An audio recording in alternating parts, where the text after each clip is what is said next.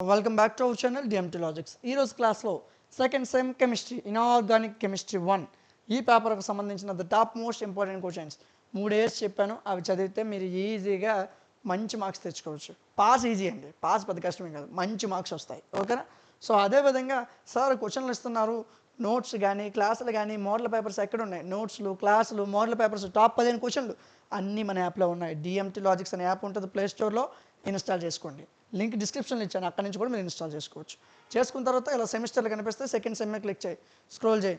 Maths ఉంటుంది, physics ఉంటుంది, chemistry, inorganic chemistry.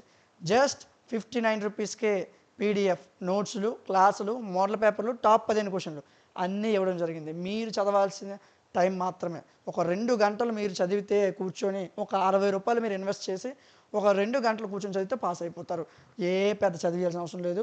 గంటల క్లాసులు ఏమి ఉండవు. 1 గంటన్నర 2 గంటల క్లాస్ ఉంటుంది. చదివితే ఈజీగా పాస్ అయిపోవచ్చు. బ్యాక్లాగ్ ఉంచితే తర్వాత ఇబ్బంది పడిపోతారు. బ్యాక్లాగ్ ఉంచొద్దు, జాగ్రత్తగా చదవండి, ఈజీగా పాస్ అయిపోతారు.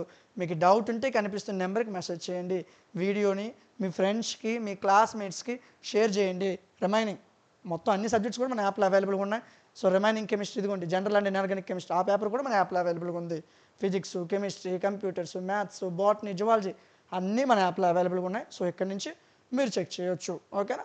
సో ఈ క్వశ్చన్స్ని మీరు ఫాలో అయినట్లయితే ఈజీగా పాస్ అయిపోతారు. పెద్ద కష్టమేం కాదు, వెరీ ఈజీ, డెడ్ ఈజీ. రేపే ఎగ్జామ్ అనేటప్పుడు ఈ రోజు చదివినా నువ్వు పాస్ అయిపోతావు. ఓకేనా?